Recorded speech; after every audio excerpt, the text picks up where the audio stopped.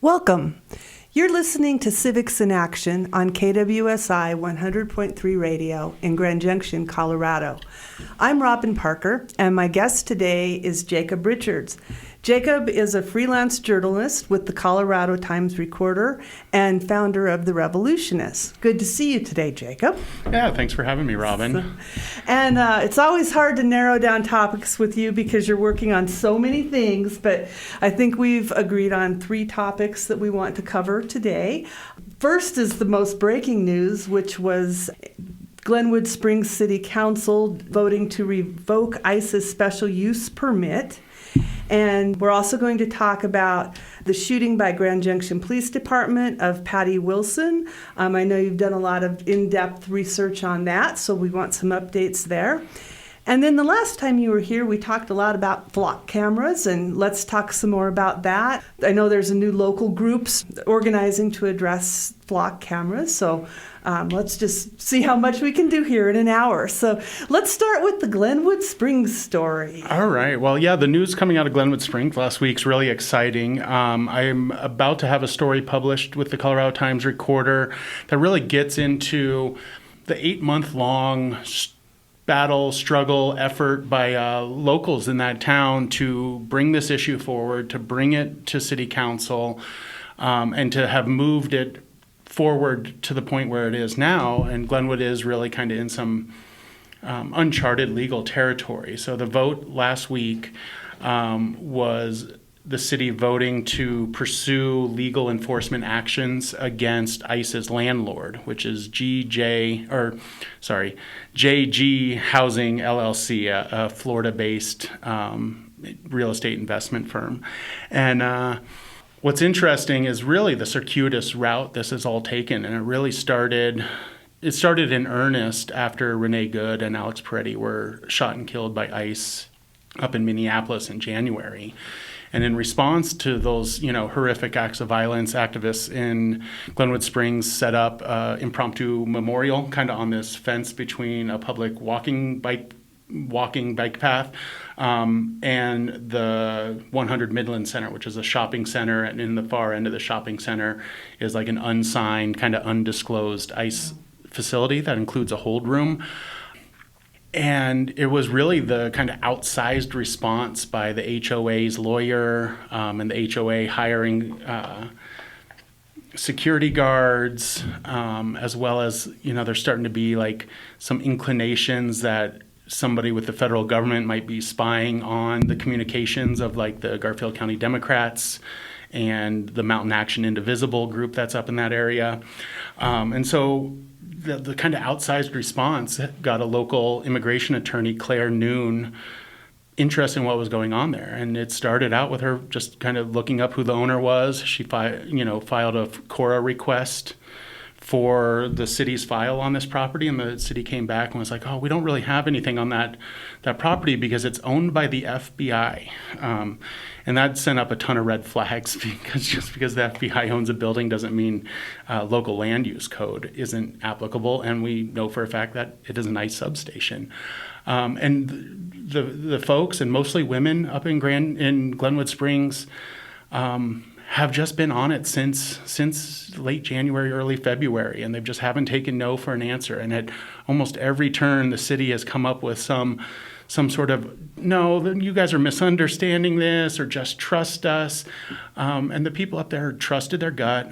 They used Open Records, Colorado's Open Records Request Act to request documents to continue to verify.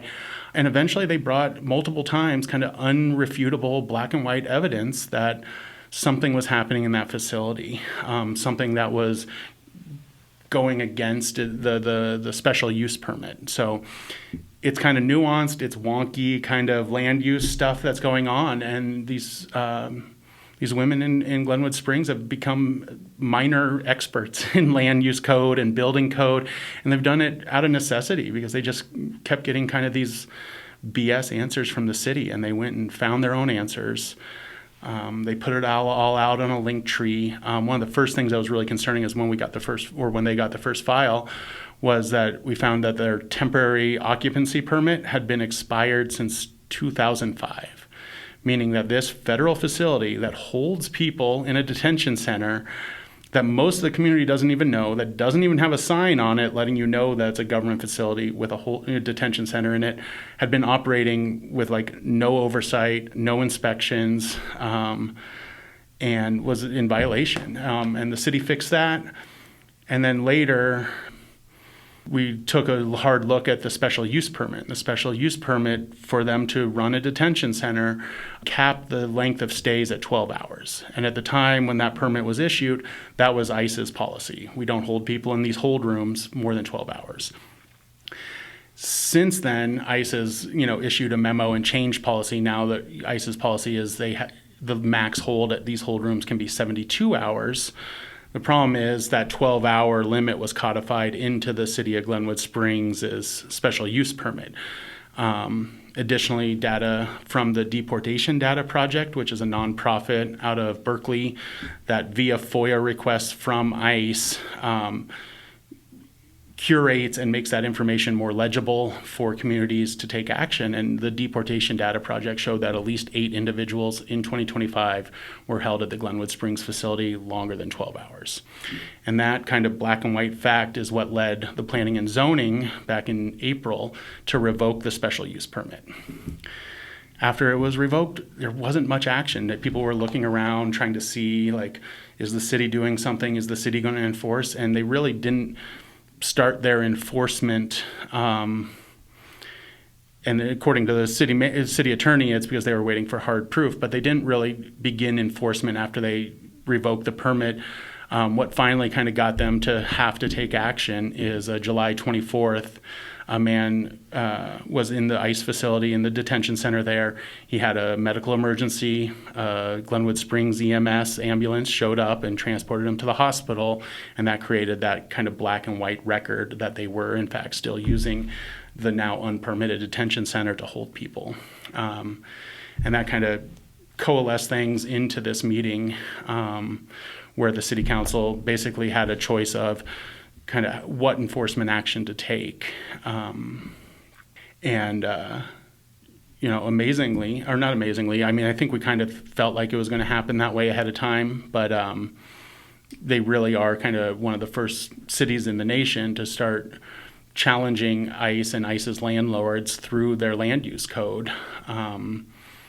And so it was historic when they voted this past Thursday, 6-1, to pursue legal action against GJ Holding, the property owner that leases the space to ICE, and they voted to take them to state court. So, I doubt this story's over. We definitely have some months in court coming up, and to see what's going on, but it is still a really big victory on the road. It is a victory that was hard won through months and months of citizens using our basic rights and our tools. And some of the tools these activists really used was public comment. They used public comment to an expert degree. Me and you, Robin, we were at both the hearing where they revoked the planning and zoning permit and this last meeting last week where they voted to enforce it. And one of the things that really stuck with me from the planning and zoning meeting was just how better prepared the people were vis-a-vis how prepared the city administrators were. There was this point in the meeting where one of the commissioners asked Trent Hyatt of the Economic Development Department of Glenwood Springs, they asked him, well, how big is the holding cell in this facility?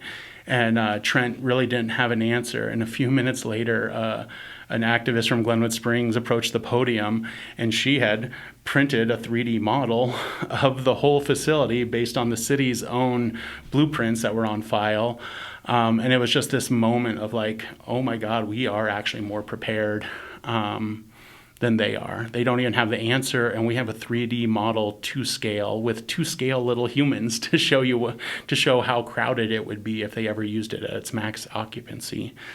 And then the other tool that people really used well there is the Colorado Open Records Act requests.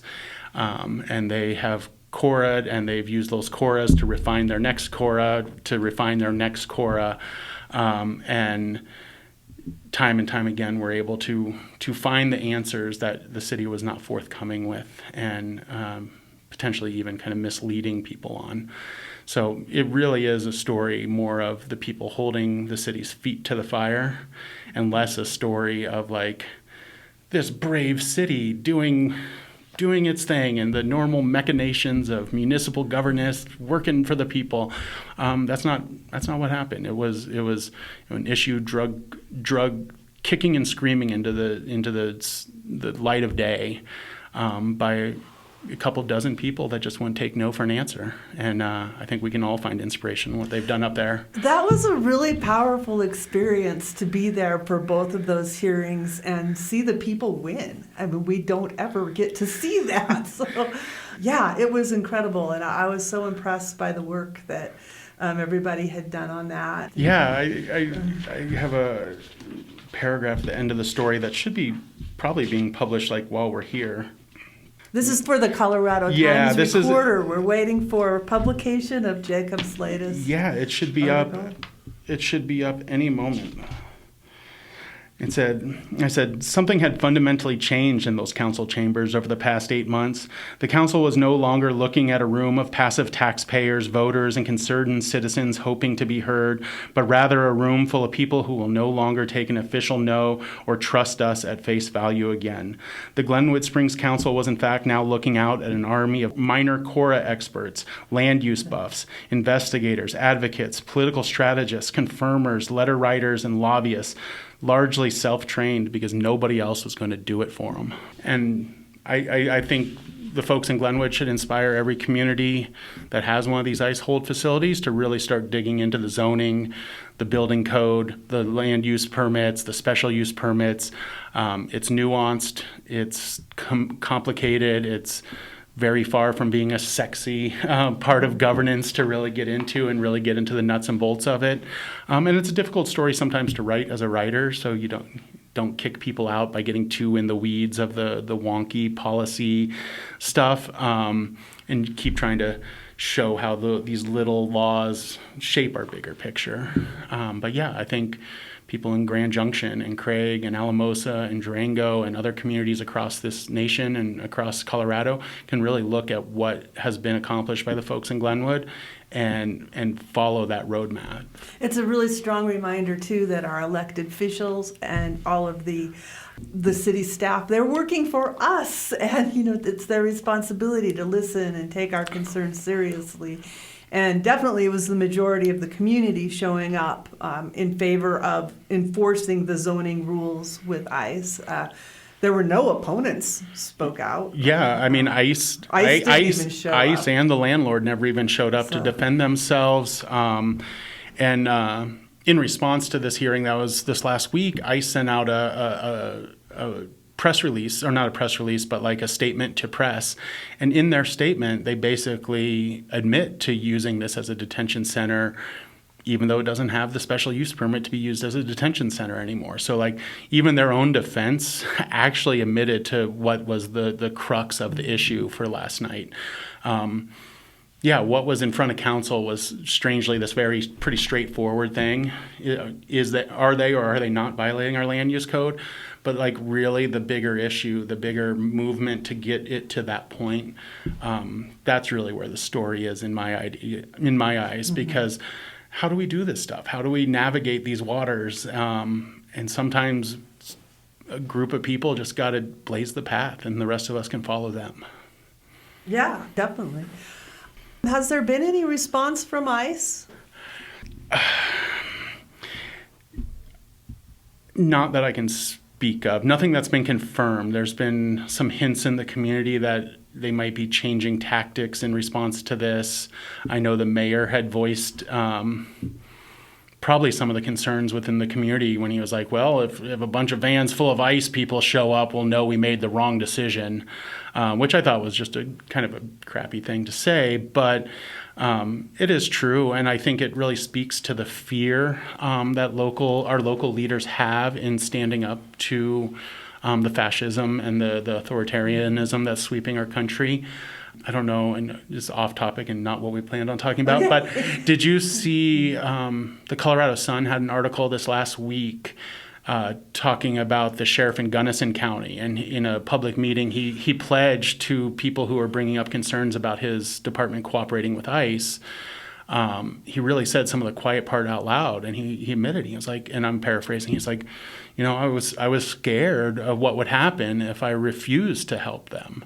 And I think that takes a lot for a burly elected official like a sheriff to admit, but I think it's really true. And I think city council members and mayors and sheriffs and these frontline government agencies that are our local communities, government agencies, this is where we need to start working on creating a firewall between the authoritarianism of the federal government and the communities we want to live in. And I think just like Glenwood, just like in Gunnison,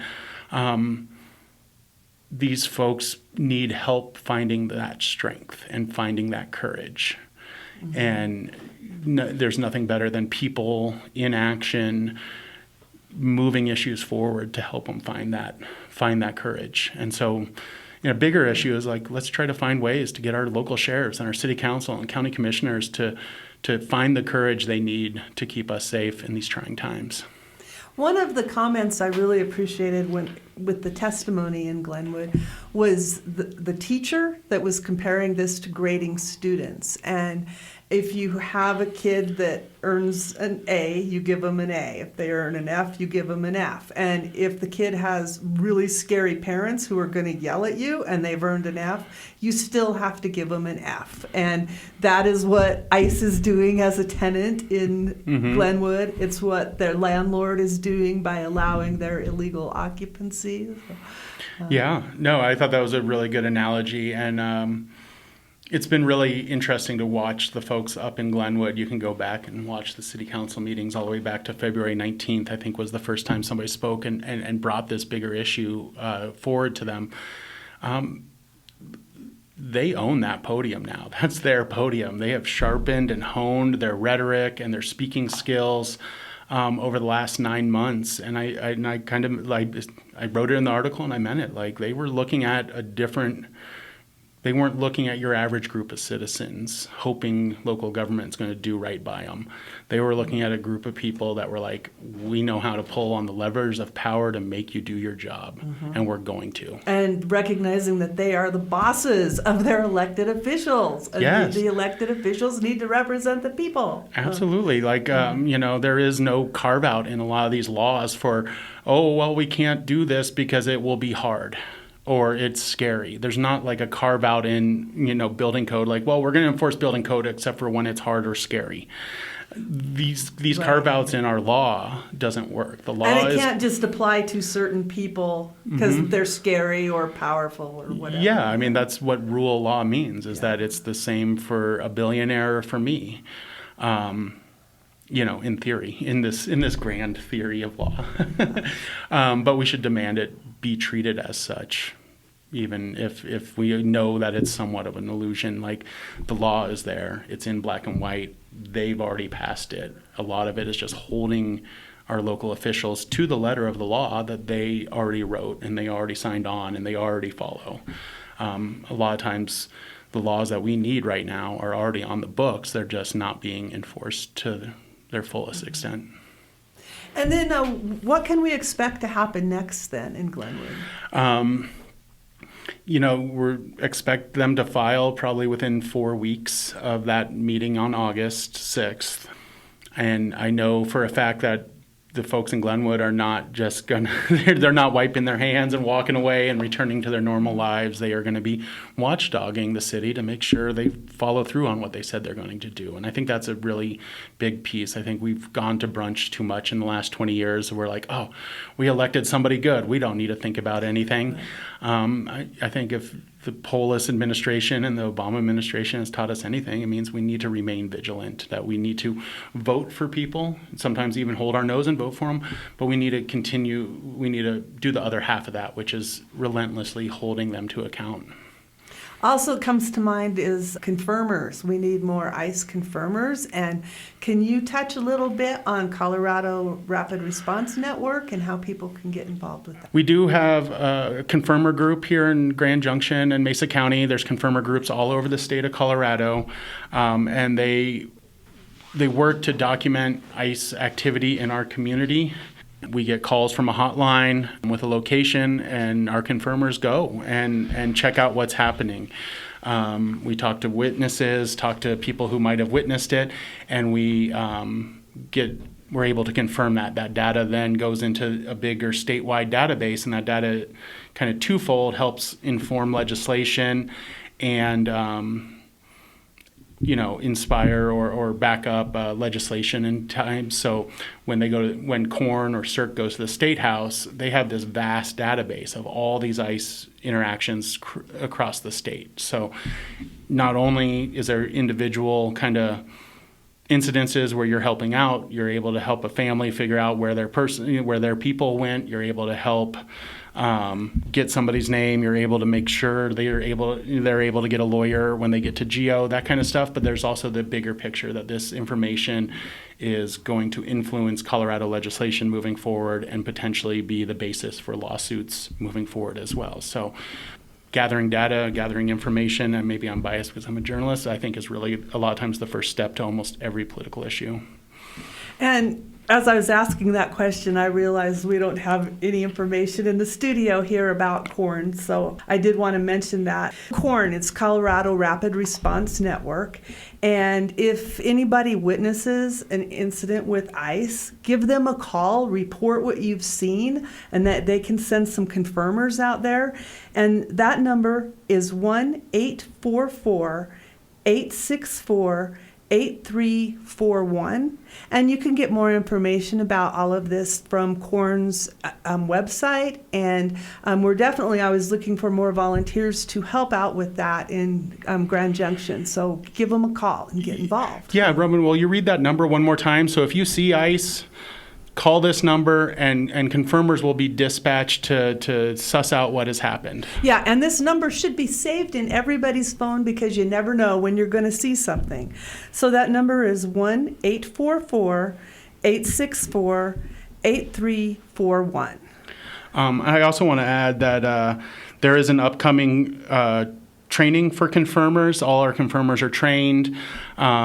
And the best way to find out where that is, we don't necessarily publish the location, but if you can send an email to Mesa County Confirmers at proton.me, we will get back to you, or they will get back to you, and let you know when and where it is and get you registered for it. But that next one is the next training is this Saturday, 10 to 2.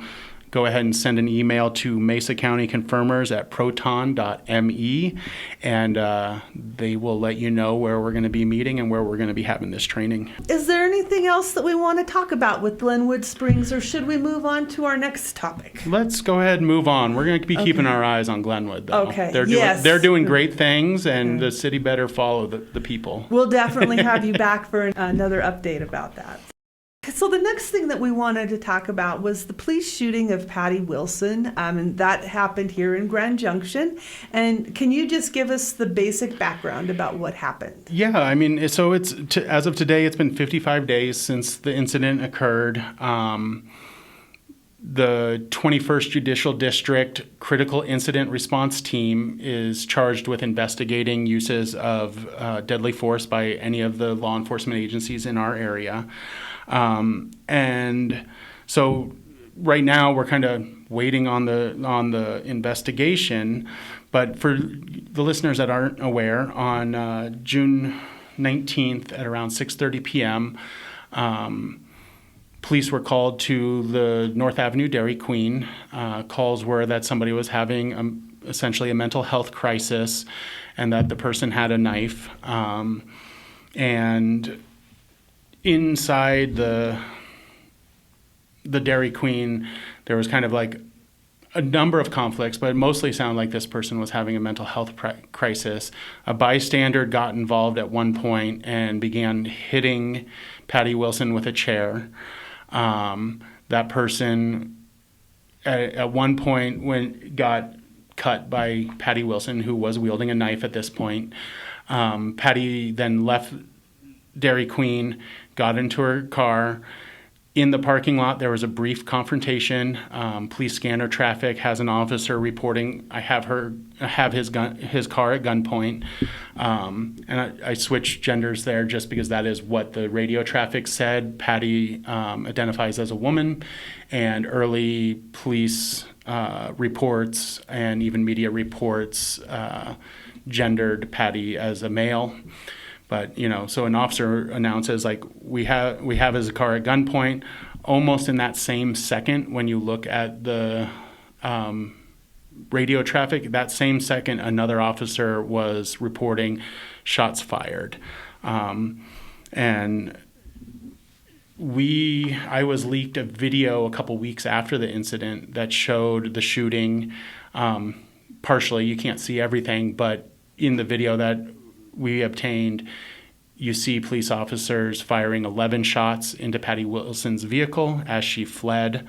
They fired 11 shots into 6:30 p.m. North Avenue traffic at about 6:30 p.m. And generally, most major metropolitan police departments have a policy against firing into a fleeing car, largely for what we saw in this case, because after police fired on her and she fled, she was hit twice. She proceeded to hit another vehicle, head down North Avenue towards First Street, where she succumbed to her wounds, and at that same time caused another 2-car accident. So after police had fired, 3 more vehicles were hit and another person was sent to the hospital. And that is why most cities, Denver included, don't, have policies against shooting into fleeing vehicles, because it creates these situations where it endangers the rest of the public. What does the police department say about this? Really, until right now, they're all just going to be saying, like, until the investigation is finished, we can't release or say anything. So we are desperately waiting for the investigation, which might drop tomorrow. It might drop next Friday. It'll drop on a Friday, almost certainly, so it can make this Saturday edition of the Daily Sentinel. And in my experience, and I've worked a couple of cases like this that have gone to a CERT team, in my experience, when an investigation goes this long, the longer it goes, the more likely there's going to be something like consequences for members of the department. I would say I'm pretty certain the officers will not be charged or terminated, but I do think we have a decent likelihood of some officers being internally reprimanded for reckless discharge of their firearm. And I wouldn't be surprised to see if the GJPD updates some of their use of force policies and use of force matrices and the associated retraining that would go along with those. So just my gut. So, solely my gut, no hard evidence of this, but in my experience in past cases like this, when they take an exorbitantly long time to get back with the investigation, there are going to be some sort of consequences, and they're kind of getting their story straight, getting their narrative clear. So we are hopeful that we will see an investigation on that. I know a lot of people will be interested in the body camera footage and stuff. It's an interesting case, too, because Colorado's laws, as they relate to use of force, have to meet like 3 criteria. Was it a violent crime? Yes. Was the person potentially a threat to others or themselves? Yes. But the third one was lethal force can only be used when it wouldn't cause potential danger and harm to other people in the community. And I think just from what actually happened after they shot into Patty Wilson's car shows that third clause for legal use of force in Colorado was not met in this case. Do I think their officers are going to get fired or charged with a crime? I don't. It would be great if they were, but I think what's going to happen is there will be something like they will be suspended without pay for a certain amount of time and required to do additional training. And what would be even better is if there are some real policy changes, specifically a prohibition on firing on fleeing cars. The video is just stunning. I mean, it is clearly showing police firing into traffic on North and 11 shots. That's 11 what we hear, shots, right? yeah. So, if you'll send me that link, we can put that. We'll post this interview on YouTube too, so I can put that there in the comments and people can see that. Yeah, it is. I mean, it's 11 shots in about 2.5 seconds. I think some of the other kind of aspects of this case that's important to think about is Patty was something of a frequent flyer. There's probably pretty good likelihood that these officers have interacted with Patty in the past. Patty struggled with mental health issues. A lot of times kind of being one person on meds and a very different person off meds. So I'm interested to see if these officers had any past interactions with Patty. And then I think we also need to just take a big breath as a community here in Mesa County and go like, where do we expect people to have crises? Our mental health system has been radically cut back.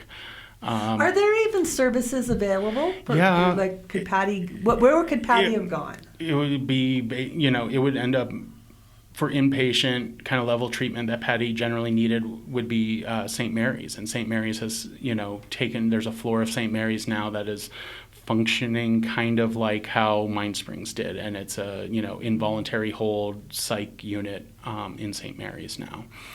So a little harder to get to, not as accessible as Mind Springs used to be. And we, from interviewing people close to Patty, I found that like Patty had also, struggled through a couple bouts of homelessness. We don't have a homeless shelter. So where do people in crisis go? If you're in total crisis, housing wise, there's nowhere to go. If you're having mental health crisis, the places to go are much more limited than they were about a year and a half ago. So as we cut services back in this community more and more, we can expect more crises to play out in public because the crisis services are no longer there. And we're now relying on police to handle. I mean, they're the ones that are dealing with homeless people with mental health crises, and we need alternatives to the police doing. Yeah, I think the cuts of our social safety net play into cases like this. Mm-hmm. Is it hard to measure? I'm not trying to like minimize anything that was done or what happened. Yes, Patty was being violent and having a mental health day, and when people intervened, one of them got cut. And I have seen video from inside the store, but we made the choice not to publish it because it didn't really add much. We did cover and wrote about what I saw in those videos without publishing them. And so now we're also having random citizens deal with people's mental health problems because there's no services, and everything in this situation went wrong. I think it comes back to like a real basic truism of like desperate people render desperate deeds. And what is happening in terms of this country, the state, and even our county, our local community, in terms of cuts to these safety nets is inevitably going to create desperate people. And desperate people render desperate deeds. So was this 100% preventable? I'm not going to say that, but it definitely factored in that, help's just not available if you need it. So, we're hoping to hear something soon, and we'll see if the district attorney actually lets me into the little press conference he does with the Sentinel or not. I asked specifically, but I have a feeling he's not going to. He's still mad about the two officers that put the child in a chokehold at Central High School in 2024, and that story I broke. I remember that story in the Revolutionist. He didn't like the way I kind of broke down his bad arguments point by point by point and used his own evidence to prove against it. So he's we'll see if Rubenstein lets me into the press conference about it or not. If not, we'll still go through sentence by sentence and make sure he's on the up and up. Thank you for being on top of this stuff and following it for people. Your work is really appreciated by a lot of people. Awesome. I think it's really, and I appreciate what you do here too, Robin, because I think information is like the very first step of making change. Like, how do activists even know what to organize on when we don't have information? I mean, Right. even going back to Glenwood, like the broader community largely didn't even know the place existed. Yes. You Who know, expects the detainment center in a shopping mall or strip mall? The broader white community, I should say, the impacted community obviously knew what was going on there, Yes. and advocates and immigration lawyers knew what was going on there, and clearly the police and the city authorities knew what was going on there. But by and large, the average white citizen in Glenwood Springs or Garfield County or the Roaring Fork Valley really had no idea that this little secret prison was operating. And we should point out that Grand Junction has one of these secret hold rooms as well over at 571 Commercial Avenue Boulevard. And they've been in operation since about 2008 here in Grand Junction. I wrote a story in 2010 about it. The public just wasn't quite ready to hear about it. And in recent months, and largely because of the folks in Glenwood, Logan Davis with the Colorado Times Recorder has really dug into that and broke the story of the 9 different hold rooms in Colorado, 170 hold rooms across the country. But how do we even know where to start beginning to organize if we don't have good information? And I know Logan's reporting has inspired, and what folks in Glenwood have done has inspired people all over that country to kind of start digging into the permitting and zoning of their ICE stations. So yeah, information's like square one. We can't do anything with bad information, and there's a lot of it going around these days. For sure. Well, I'm glad that you're here to get us up to speed on some of these issues. Is there anything else on the Patty Wilson case you want to talk about? No, I mean, I think we got to wait. We're just waiting. We're right just now, kind of waiting for the findings. It doesn't seem like they're going to release anything until that happens. And when it does, we'll have more information, and hopefully we can, if they don't already do some self-correcting in terms of policy changes, that would be a good time for people to get more involved. And we could start pushing for some more police department policy changes as they relate to use of force and fleeing vehicles. I'd also say, a lot of the rhetoric online was like, she was trying to run police officers over. And the video that we published, and you can find the story on Colorado Times Recorder, called "Questions and Transphobia Linger as New Information Comes to Light in the Grand Junction Police Shooting of Trans Person." That video really shows that her car was not in any way like threatening to an officer. You can't see both officers, but if he felt threatened, you compare that to like the Renee Good one, and you can't even see the officer in the video that was supposedly threatened by the car, at least according to like the Back the Blue kind of Facebook comments.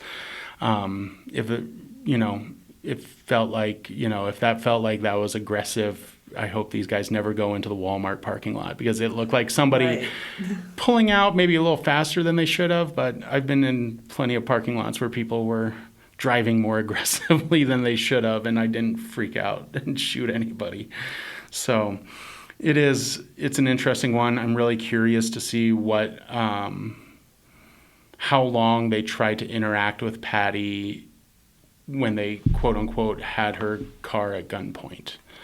Like, was there any attempt at de-escalation? Was there any attempt at calming the situation down?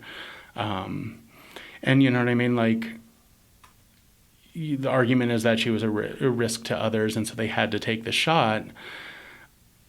I think this can segue into our discussion of flock, because like if sure does. If it really was a public safety thing, and we have all these ALRP cameras watching our every move, why not hang back and kind of track her through the camera system for a few minutes and then follow up? Kind of makes you wonder what the cameras are for, if not that. Yeah, so... Well, so for our next topic, too, I mean, we're kind of getting in, covering the issues of citizen involvement with these issues and how we can make a difference. And we have a new group forming in Grand Junction that is organizing to, starting to research the flock cameras, how we got them, what we're doing with them.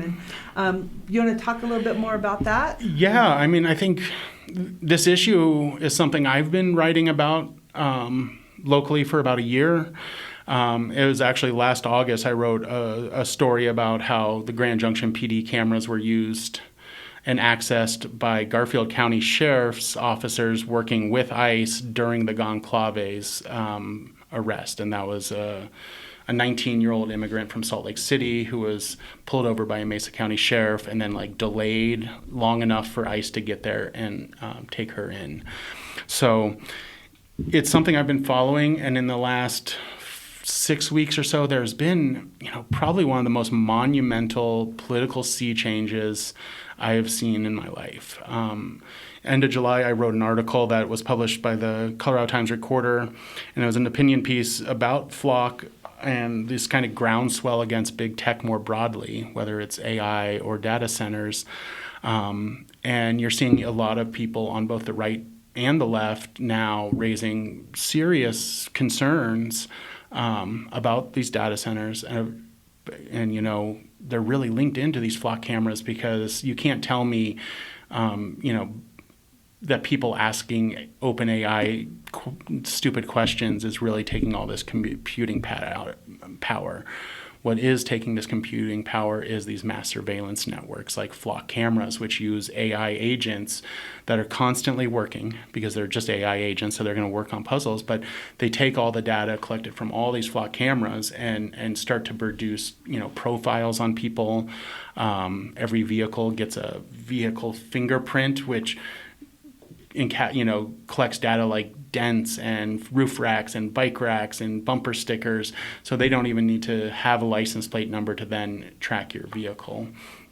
And, I've been kind of on this stump for a little bit now of like, Democrats in historically red districts need to pick up the anti-Flock camera, the anti-mass surveillance, and the anti-data center issues, because it is becoming an issue that's like a single issue vote. It's creating single issue voters on the right. And if you're Dwayne Romero running in the third, a historically conservative district, and it's a tight race, this is an issue that can pull 2 to 3 to 5% of the Republican vote and get them to vote for you.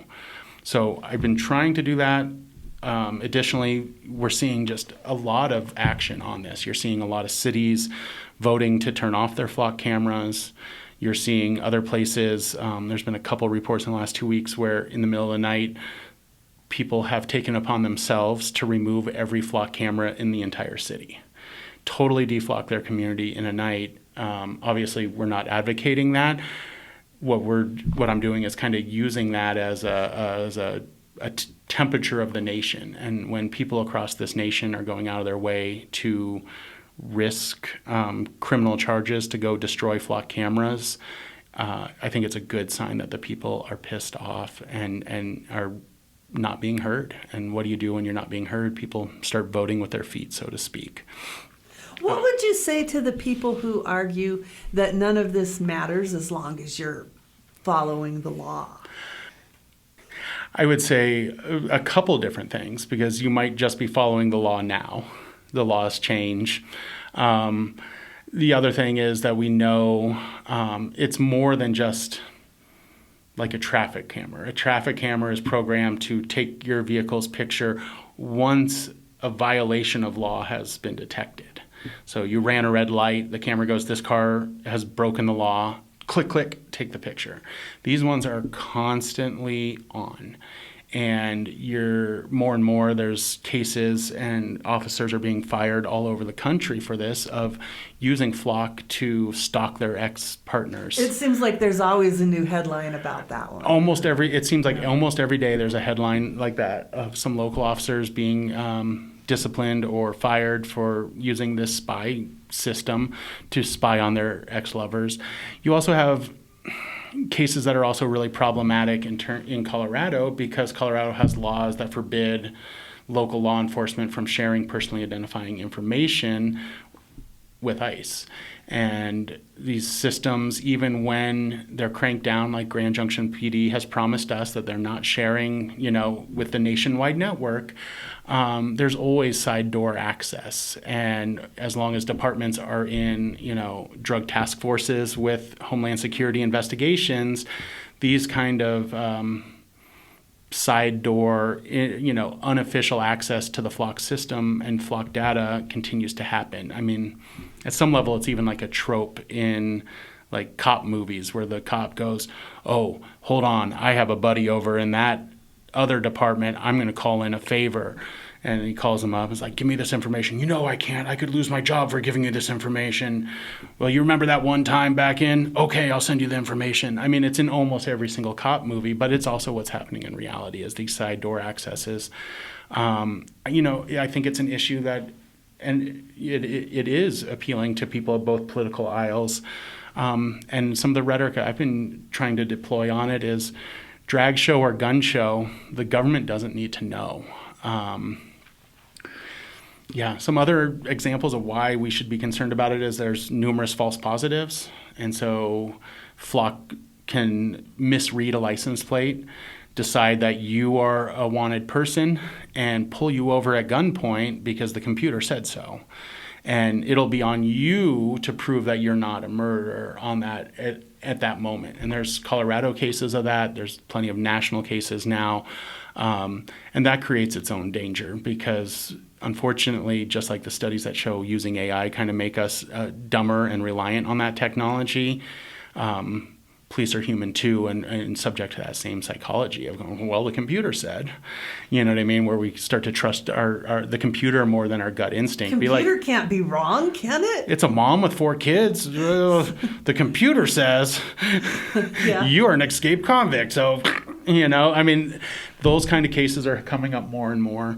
And then also like people are like, oh, it just takes pictures of your license plate. Well, it does more than that because it saves all these pictures. And so police can go back and basically recreate your last 30 days of movement.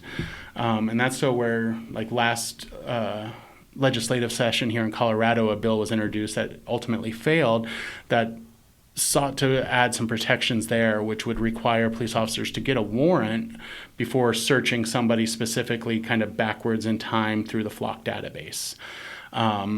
It also makes it, readily accessible that way in the car. They can in the car while they have you pulled over. So when an officer asks somebody like, oh, where are you coming from? Where are you going?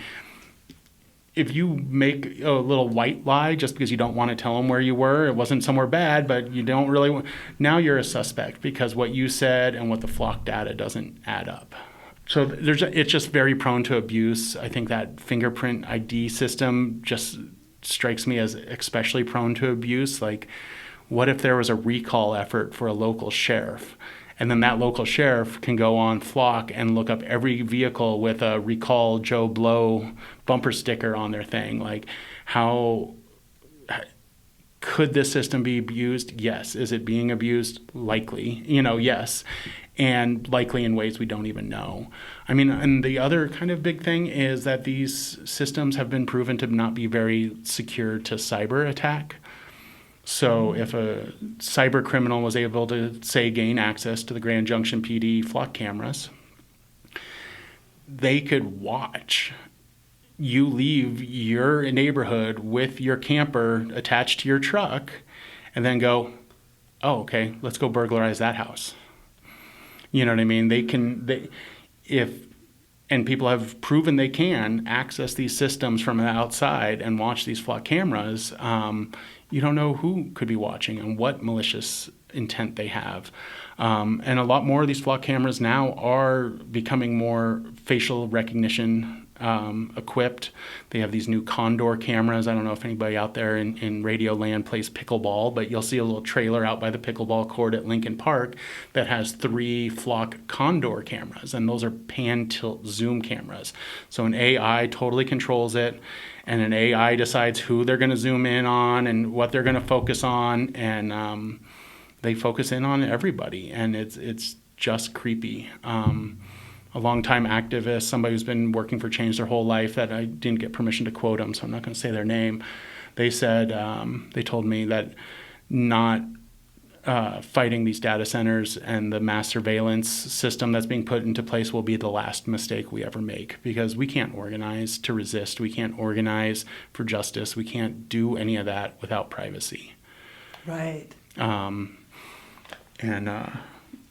so it's speaking to a lot of people. Last week there was 2 big meetings. One was outside at the Mesa County Library because so many people showed up that we got kicked out of the meeting room that had been reserved for us.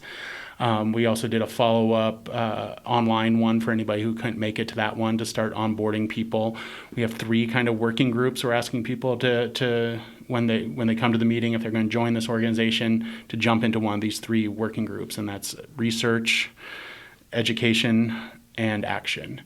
And we are hoping to start having kind of regular presence at city council meetings, having people educate our lawmakers, our elected officials to some of the pitfalls and dangers of this technology. I don't know if it's really politically feasible for them to actually shut down these systems in this county, but at very least we can get some safeguards and some internal checks and balances into these systems so they are less likely to be abused against us. And it's really starting to be like one of the biggest issues of the world or of the nation right now. And I think kind of inherently people get that, like, the data centers that are like polluting their town and taking the water from their favorite fishing hole are the same data centers that are running the AI that's coming for our jobs and is running the same AI that is constantly surveilling us for the government. And putting those together and putting those ideas together, I think, is really important as a national issue, that these are linked together, that these data centers are not just, they're not an issue in a vacuum. The thing that's driving that demand is the surveillance state and the corporate surveillance state. They want to do individual pricing where like they charge you more than me for the same thing because of something on your data that they could scarfle up about you and put into a big database and decide, well, you're actually affluent enough to pay $4.10 a gallon of milk and Jacob only pays $3.99, but that kind of stuff's coming on. And between corporate and state surveillance, that is probably the majority of the computing data that these data centers are working with, not grandma making a weird birthday card using AI for you, not Right. not a lonely person chatting with ChatGPT. What's burning this is mass surveillance. I mean, Flock has 100,000 cameras across the country, and the AI just will churn all the time to the point where they can have like predictive models of where you will be at 3 p.m. on a Friday based on the AI's analysis of the Flock camera data. So it's more than the classic, like, well, you have no expectation of privacy in a public space. And like, yes, that's true. And a single photo from a single Flock camera is not an invasion of your privacy. What it becomes an invasion is the accumulation of all that data, the AI analysis of that data, where they can really shape where you're going. Like certain people, certain intersections, that Flock camera, based on which way you turn, will be able to tell he's on his way to work. He's on his way to take the kids to school. He's going to church. It's Sunday and he turned left, so he's going to church. Oh, he's headed in the direction of the meeting to recall the sheriff. Yeah. And we've seen some of that, maybe not as locally. Glenwood Springs, before they cranked down their sharing settings on their Flock camera, documents were Cora'd and came out that in December of 2025, there was 500,000 outside agencies that had queried and accessed their Flock camera data in 1 month. Similarly, that same release of data showed that in the days after Indivisible rallies, there was an increase in outside agencies doing queries, and in the documents from these, you can see like the reason why the query of the Flock system was carried out. And there's multiple entries where it's like protest. Protest is the reason we're looking at Flock camera data. Oh, and this is the day or 2 days right after the big June Indivisible event that was held nationwide. So you can see real world examples from our region of how this is being abused and used, and maybe not even abused by our local cops and our local police officers, but their cameras are part of the network, and people are coming in, and it's a big, complicated issue. It's evolving all the time, and I don't know how a small police department like Rangeley is really dealing and able to keep up with like the nuance of this kind of rapidly changing technology and how it would apply to Colorado law, because it's pretty obvious Flock doesn't really give a darn about any local law. Good catch on the Yeah. FCC violation there. You can't get me, guys. Silly rules. But yeah, so there's a ton of stuff going on, and we're seeing it everywhere. There's some really cool efforts. There's a DeFlock Rangeley website. There's a couple people up in Rangeley trying to get rid of their three Flock cameras. DeFlock Durango has made some really good progress with their push. So they're still working on it. They have a task force and that is citizens in the city working together. And the city and the police now issue a monthly Flock report to the community on how the Flock technology was used this month. What queries, what purposes, what. So that's also starting to provide that kind of transparency, that base information we the people need to play the critical role that the people play in our government. We need that information. I think it was Jefferson that said, if I had to choose between a government with no newspapers and no government, I would choose the latter, because information really is that square one. Like, if we have good information, we can do it. We can make it happen. We can come together, use good information, and make change. So how can people get involved with this effort? Oh, sweet. Yeah, I appreciate you reminding me. Our next big meeting is Tuesday, August 18th at 6:30 p.m. at the Clifton Library in the Mount Garfield room. We did get a bigger venue, and I apologize to anybody who had to leave because of the heat the other day. That was me. I was one of those people. I'm not tough enough to stay out there. You know, and what I messaged the group chat that the organizers in was, I was like, good problems. You know, when you book a room and more people that show up than can fit in the room, and you have to go hold a meeting outside. Mm-hmm. That's some sort of that's good problems to have as an organization. So we have a bigger venue. You will not be kicked out to swelter in the hot sun. And we are kind of going to be gearing up for the very next day on Wednesday the 19th, and we're going to have a number of people planning on speaking to the Grand Junction City Council and kind of starting to use that public comment period at the beginning of council meetings and county commissioner meetings to start educating our elected officials about this, start educating our community and, you know, even the media as well. So following city council meetings will be a good way to keep track of what's going on with Flock and how to get involved. Yeah, and I mean, there's a lot of energy on it. Is there an email address or anything? There is. It's dflockmesacounty at dflockmesacounty@proton.me. Okay. So if people can't make it to the meeting, they can still reach out and get involved. Absolutely. And I'm excited. Like, every time we organize, and I think one of the exciting things for me is the bipartisan nature of the anti-Flock movement and the anti-data center movement, is because these are largely being fought at the local level. And local politics, if it does anything, it brings together strange bedfellows. And I don't think I can overestimate the amount of good this country could derive from it, but people that are so divided right now, when we can come together for a city council meeting to talk about Flock, or if we can come to a city council meeting out in the Midwest and oppose the local data center, suddenly we're not strangers to each other. He's not just a redneck, and she's not just a dyed-haired cat lady or whatever.